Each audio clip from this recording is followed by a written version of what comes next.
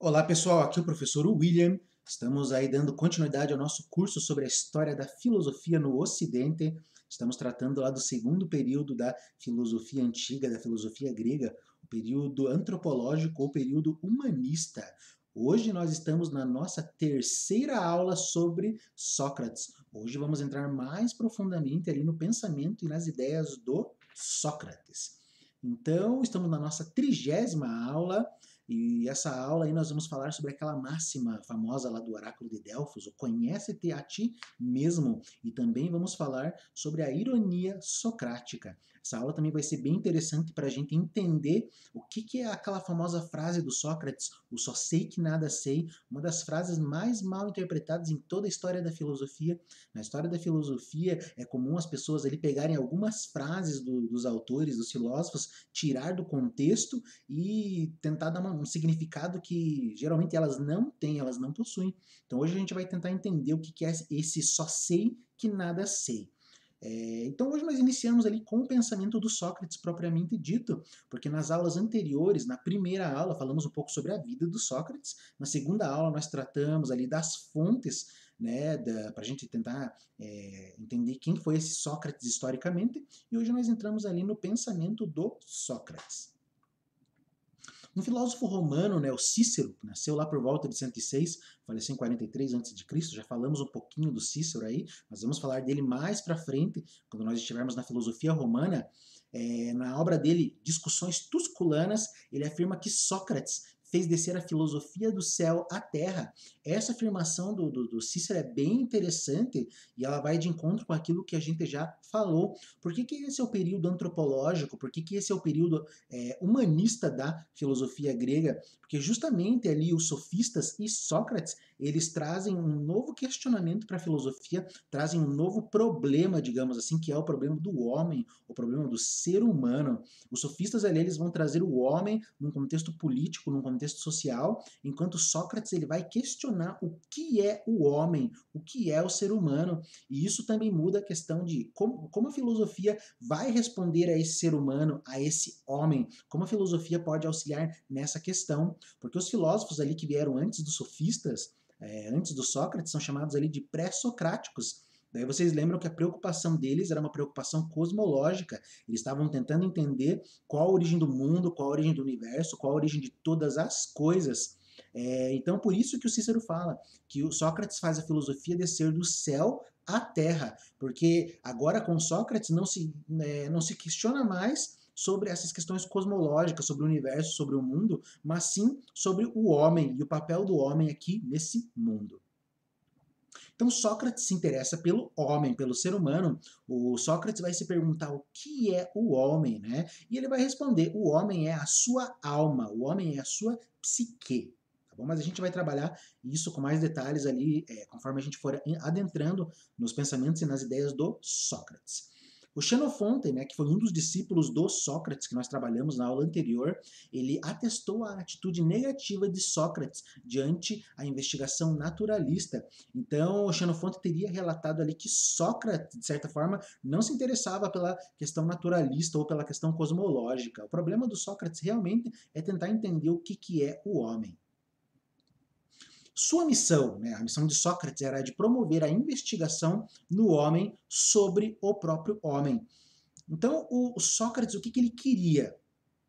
Ele queria, né, de certa forma, exortar os homens, fazer com que os homens se interessassem em investigar a si mesmo, examinar a si mesmo e também examinar os outros. É isso que é filosofia ali, segundo Sócrates, como nós vimos na aula anterior. O que é filosofia? Filosofia é o exame de si e o exame dos outros. É isso que o Sócrates quer. O Sócrates quer, de certa forma, iniciar ali uma espécie de filosofia onde o homem passe a olhar para ele mesmo, passe a se questionar e passe a tentar se conhecer melhor, se conhecer mais intimamente, se conhecer profundamente. A investigação de Sócrates tende a colocar o homem a claro consigo mesmo, levando-o a reconhecer seus limites. Então, esse é o objetivo ali da filosofia e do pensamento de Sócrates. O homem, ele tem que estar claro com ele mesmo, ele tem que se examinar para ele se conhecer, ele tem que conhecer tudo aquilo que for possível em relação à personalidade, às ideias, aos valores dele, e é justamente analisando a sua própria alma que ele pode chegar, digamos assim, a essas conclusões. O Sócrates também exorta as pessoas a se investigarem para reconhecer sempre os seus limites, né? E principalmente ali na questão da ignorância, que é o que a gente vai trabalhar mais um pouco, que é uma ideia bem interessante ali para o pensamento do Sócrates. É interessante que o homem se reconheça como ignorante, tá? Mas a gente já vai ver o porquê. O homem deve conseguir ser justo e solidário com os demais. Então, esse exame da alma humana, esse exame de si mesmo, ele deve permitir com que o homem consiga entender o que é a justiça e, a partir disso, agir de maneira justa com os outros, com as demais pessoas. Sócrates, ele adota a máxima délfica. Conhece-te a ti mesmo. Então, lá no templo dedicado ao deus Apolo, lá no oráculo de Delfos, tinha essa máxima escrita, digamos assim, lá nas entradas lá do templo, né? Conhece-te a ti mesmo. E essa é uma máxima ali que o Sócrates adotou para a filosofia dele. A filosofia do Sócrates você deve conhecer a si mesmo. Conhece-te a ti mesmo. E esse, digamos assim, é o mote da filosofia socrática. E qual é a primeira condição para que a gente possa ter o conhecimento de nós mesmos? Como que eu começo, digamos assim, a conhecer a mim mesmo? Quais são os passos necessários para eu conseguir isso? E o Sócrates diz: primeira condição para o exame de si é o reconhecimento da ignorância. E isso é muito interessante na filosofia socrática, porque os outros autores ali não trouxeram essa ideia da ignorância como algo que deve ser levado a sério. Geralmente na filosofia se fala sobre o acerto, sobre a verdade, e muitas vezes se esquece de falar ali sobre o erro ou sobre a ignorância. E o Sócrates traz essa ideia de que a ignorância é muito importante para te ajudar a conhecer a si mesmo e a si próprio. Aqui daí vou relatar um pouquinho ali a questão da história do Sócrates com o só sei que nada sei, que geralmente é uma frase que causa muito confusão, como eu já disse. Mas na verdade a história é mais ou menos o seguinte, não é? Foram questionar o oráculo de Delfos, né? Quem era a pessoa mais inteligente, a pessoa mais sábia que existia. E daí o oráculo respondeu: a pessoa mais sábia que existe é o Sócrates. E daí foram contar isso para o Sócrates. Falaram: ó, Sócrates, falaram que você é o homem mais sábio de toda a Grécia, o homem mais inteligente, o homem que tem a maior sabedoria de toda a Grécia. E o Sócrates, ele fica perplexo, né? Ele fala assim: como? Né? Como sou eu, que sou o homem que sou mais sábio? Existem pessoas muito mais inteligentes e mais sábias do que eu. E o que o Sócrates faz? Ele começa então a fazer uma procura dessas pessoas sábias, dessas pessoas inteligentes. Então ele vai conversar com filósofos, ele vai conversar com artistas, ele vai conversar com políticos, vai conversar com pessoas ali que trabalham com a matemática, com a ciência, e logo ele vai perceber que todas essas pessoas, elas tinham um saber fictício. Como assim fictício? Essas pessoas tinham um saber que elas achavam que era a verdade e elas se achavam sábias por causa disso, mas na verdade aquilo era tudo uma mentira, era tudo uma enganação. A pessoa se achava sábia, mas ela não era sábia. Então é justamente isso que é apresentado lá nos diálogos de Platão. Geralmente é o Sócrates dialogando com outras pessoas que se acham muito inteligentes. E o que o Sócrates vai fazer? Ele vai começar a mostrar que essas pessoas não são inteligentes. Por isso que as pessoas ficam com raiva do Sócrates e por isso que o Sócrates depois é condenado à morte. As pessoas ali estão cansadas do Sócrates, lhe mostrando que o conhecimento que elas têm não é o conhecimento verdadeiro, mas é uma falsa, digamos assim, é uma ilusão, na verdade, de conhecimento. E daí o Sócrates chega à conclusão, depois que ele questiona todas essas pessoas: agora eu entendo porque eu sou o homem mais sábio de toda a Grécia. Porque eu, agora que tem essa questão do só sei que nada sei, tá? Eu, diante de todas essas pessoas que se declaram sábias, eu sei que eu não sei. Eu sei que eu nada sei. Em comparação, por exemplo, com a divindade Ou com Deus, Deus é aquele que tudo sabe. Ele sim sabe de tudo. Os homens não sabem nada. Os homens não sabem de nada. Mas muitos homens ali, como os artistas, os cientistas, os políticos, eles dizem que sabem de tudo. Mas na verdade aquilo ali é apenas enganação, é apenas fictício, é apenas ilusão de conhecimento. Sócrates é o mais sábio porque o Sócrates reconhece a sua própria ignorância. Então é por isso que Sócrates diz: só sei que nada sei. Por quê? O que ele está querendo dizer? Que em comparação ali com Deus, com a divindade que tudo sabe, ele, como um homem, nada sabe. Mesma coisa, vamos pensar ali na questão, né?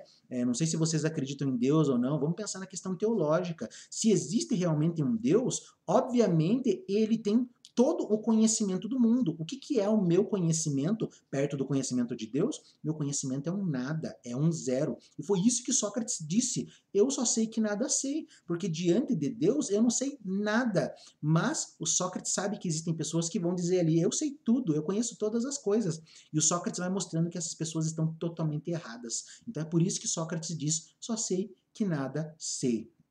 Justamente porque Sócrates reconhece digamos assim, o limite do conhecimento dele. Ele sabe que o conhecimento dele não é nada. E ele é mais sábio que os outros porque ele foi o único que reconheceu essa ignorância, enquanto todos os outros se acham inteligentes. É isso que o Sócrates traz. Então, o primeiro princípio para examinar a si mesmo, segundo Sócrates, é admitir a própria ignorância. Tá?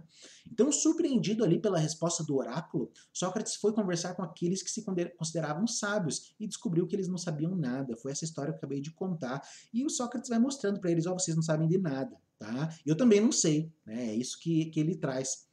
Compreendeu o significado das palavras do oráculo, tá? Então as pessoas falaram assim: ó, Sócrates, você é a pessoa mais inteligente, a mais sábia. E ele disse assim: não, eu não sou a pessoa mais sábia. A única coisa que eu sei a mais é que meu conhecimento é um nada, né? O meu conhecimento diante da divindade é absolutamente um nada.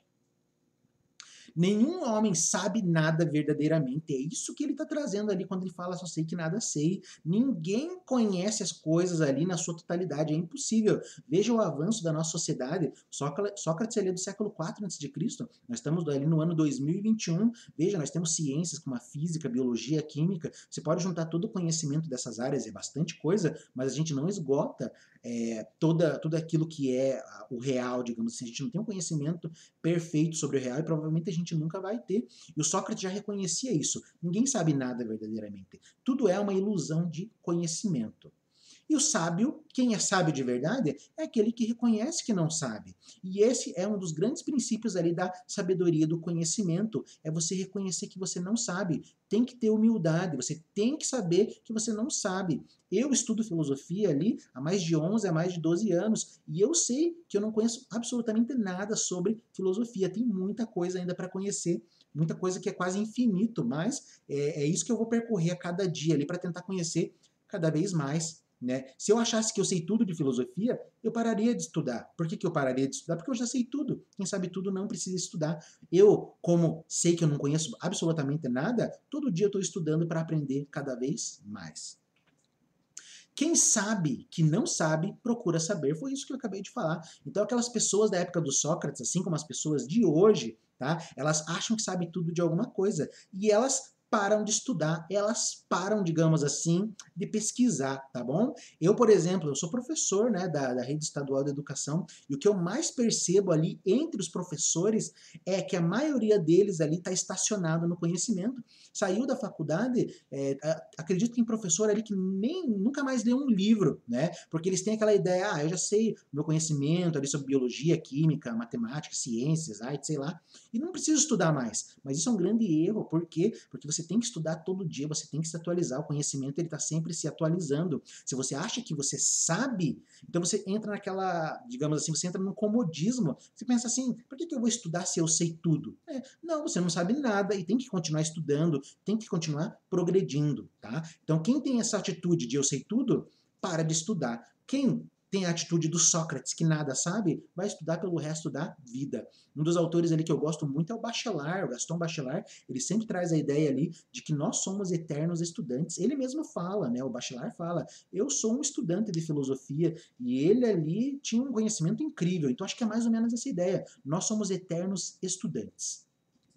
Quem acha que sabe, não procura saber. não investiga a si mesmo e permanece longe da verdade e da virtude. Então, essa é a ideia. Então, quem acha que sabe está longe da verdade e muito longe ali também da virtude, porque virtude e conhecimento são coisas que estão próximas, como a gente vai ver ali nas próximas aulas também. Então, este princípio representa a antítese contra a sofística. Então, a sofística foi um movimento que nós trabalhamos ali anteriormente. E por quê? Que princípio que eu estou falando? Essa ideia do conhece-te a ti mesmo, essa ideia aí de só sei que nada sei, isso é contrário ao pensamento dos sofistas, porque os sofistas, eles se autodeclaravam sábios, enquanto Sócrates, ele se declara ignorante. Veja, isso é contrário. Os sofistas, obviamente, tinham muito conhecimento, e eles falavam, eu sou sábio, posso debater qualquer assunto sem problema, posso falar de política, religião, arte, qualquer coisa, porque eu conheço essas áreas. Já o Sócrates, ele é o oposto. Ele fala assim, não, eu não posso, porque eu não sei, eu não conheço. Mas quando o Sócrates está debatendo com esse tipo de pessoa, o Sócrates consegue destruir o argumento delas. Por quê? Porque justamente o Sócrates ele utiliza as mesmas armas que foram utilizadas para levantar esse conhecimento. Mas a gente vai ver isso com mais calma também. Os sofistas fazem profissão de sábios, enquanto Sócrates faz profissão de ignorante. Os sofistas se apresentam como sábios, enquanto Sócrates ali ele se apresenta como um ignorante. Nos diálogos você vê isso, é o Sócrates escutando o que os outros estão falando, para só depois o Sócrates mostrar ali, né, usar, digamos assim, as suas armas para destruir o argumento do próximo, da pessoa que está debatendo com ele. Tá? E o Sócrates ele utiliza justamente a ironia. O que é ironia? Ironia é a mesma coisa que simulação, é fingimento, digamos assim. A ironia é o meio utilizado para fazer com que os homens reconheçam a própria ignorância.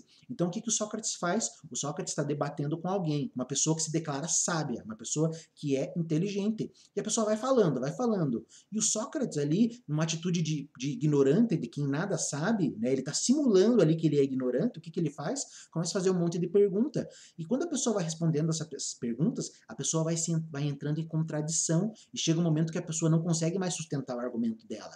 E aí que o Sócrates entra destruindo, digamos assim, os argumentos da outra pessoa, mostrando os pontos de contradição daquele conhecimento. Então, muitas vezes as pessoas saem muito bravas ali com o Sócrates, porque a pessoa chega assim com uma pinta de que eu sou sábio, eu sou inteligente, eu vou ganhar na argumentação. Tem que lembrar que os gregos gostavam muito de debater. E quando ele ia debater com o Sócrates ia destruindo ele. E daí chegava no final que o cara ficava com raiva, porque o cara não tinha mais para onde sair. Ele tinha que reconhecer que ele perdeu e ele ficava bravo, ficava puto e ia embora, tá? Por isso também, esse é um dos motivos ali da cidade ter se livrado do Sócrates, né? O Sócrates, ele incomodava também as pessoas ali, digamos assim, as classes mais abastadas, digamos assim. Ele incomodava bastante, né, essas pessoas aí da política, da cultura, da arte, etc, tá? Então essa ironia, essa simulação, ela serve para provar a nulidade dos saberes fictícios. Então o Sócrates ele procura mostrar que tudo aquilo que você trouxe de conhecimento que você acha que é correto, na verdade não é. Ele usa essa simulação, essas perguntas justamente para desmontar o argumento ali das outras pessoas. É bem interessante isso, tá? Leiam as obras de Platão, os diálogos de Platão, que vocês vão ver tudo isso que eu estou falando aí para vocês. É bem legal. A ironia representa o aspecto destrutivo da filosofia socrática. A filosofia socrática tem dois aspectos, tá? Que é um aspecto destrutivo, que é justamente esse da ironia, e depois ele vai ter um aspecto construtivo, porque Sócrates não deixa a pessoa ir embora sem levar nada. A pessoa sempre vai ali embora com algum conhecimento, com algo novo, tá? Esse é um outro método que a gente vai tratar, que é a maiêutica. Não sei se vocês lembram, mas eu falei para vocês que a mãe do Sócrates era parteira. Ela fazia parto, né, de criança, de nenezinho recém-nascido, tá? O Sócrates também se considera um parteiro, mas ele é um parteiro de ideias. Então, quando o Sócrates destruía o argumento, as ideias do adversário, né, o adversário ficava ali sem ter para onde ir. E o que o Sócrates fazia com a maiêutica? Ele fazia um parto ali de uma ideia da cabeça da pessoa e essa ideia ali servia para construir um novo conhecimento. A pessoa não ia embora sem aprender alguma coisa com o Sócrates. Esse aspecto destrutivo faz de Sócrates o símbolo da filosofia ocidental. Muitas pessoas dizem ali que o Sócrates é símbolo da filosofia do Ocidente, porque esse é um dos papéis da filosofia. A filosofia procura destruir certos argumentos, certas ideias, a filosofia procura destruir o dogmatismo, o preconceito, tudo aquilo que impede o homem de avançar, o homem de evoluir. É isso que a filosofia faz, e o Sócrates traz muito bem isso com a sua filosofia, com essa ironia que destrói, digamos assim, os argumentos dessa pessoa, e depois ele vai construir uma coisa nova, ali, uma coisa boa em cima dessas ideias. Então é isso para a aula de hoje sobre Sócrates. Na próxima aula nós continuaremos a falar ali da filosofia e do pensamento do Sócrates. Então, para finalizar a aula de hoje, vamos fazer um resumão ali, só para a gente entender as principais ideias ali do pensamento socrático. Então, o Sócrates, ele adota como preceito ali a máxima, né, digamos assim, do oráculo de Delfos, que é o conhece-te a ti mesmo. Então, o principal passo ali para você conseguir fazer esse conhecimento de si, para você, digamos assim, utilizar essa filosofia que examina a si mesmo e também aos outros, é o reconhecimento da ignorância. O primeiro passo para você conseguir se analisar enquanto sujeito, enquanto indivíduo, para você conseguir, digamos assim, se localizar dentro do mais íntimo de você mesmo, né, na sua essência, na sua alma, é justamente o reconhecimento da ignorância. Esse é o primeiro passo para você conseguir avançar, de certa forma, nesse conhecimento, que é o conhecimento de si. Também vimos um pouquinho ali sobre a questão do só sei que nada sei, não é? Porque o Sócrates traz essa ideia ali do só sei que nada sei, fazendo uma comparação com o pensamento divino ou o pensamento sagrado. Então, comparado com Deus que tudo sabe, obviamente eu nada sei. Por que Sócrates é considerado o homem mais sábio de todos pelo oráculo de Delfos? Porque o Sócrates é uma das únicas pessoas ali que reconhece isso, reconhece que ele nada sabe, enquanto outras pessoas ali têm a ideia de que conhecem todas as coisas, que conhecem muito, mas na verdade o que elas têm ali é um conhecimento falso, é uma ilusão, digamos assim, de conhecimento. Por isso que o Sócrates é mais sábio que os outros, porque o Sócrates reconhece a sua ignorância, né? Comparado, obviamente, ele com o saber divino, com o saber sagrado. Vimos também ali que o Sócrates, ele trabalha justamente com a questão da ironia, a ironia como se fosse uma simulação onde ele escuta os argumentos ali de quem está debatendo contra ele e aos poucos ele vai demolindo ali através de perguntas, através de questionamentos, esses argumentos montados ali pela pessoa, pelo indivíduo. E daí na sequência, né, o que vai ser assunto da nossa próxima aula, o Sócrates vai construir esse conhecimento novamente utilizando a maiêutica. Então a filosofia do Sócrates ali é uma dialética, digamos assim, uma dialética porque ela mostra duas fases, né? Primeira fase da destruição, onde a pessoa fica ali sem chão, a pessoa entra num estado de aporia, onde ela não sabe justamente onde ia, aquele argumento que ela se segurava tão firme foi derrubado, e agora o que ela vai defender? E daí depois tem uma segunda fase, que Sócrates ajuda ali, através de questionamentos, através de ideias, né, a pessoa a, digamos assim, levantar um novo edifício do saber ou do conhecimento com base bem mais sólida, digamos assim, do que aqui ela tinha. Então, vamos continuar aí nossa discussão sobre o Sócrates na próxima aula, no próximo encontro. Então, um grande abraço a todos, nos vemos na próxima.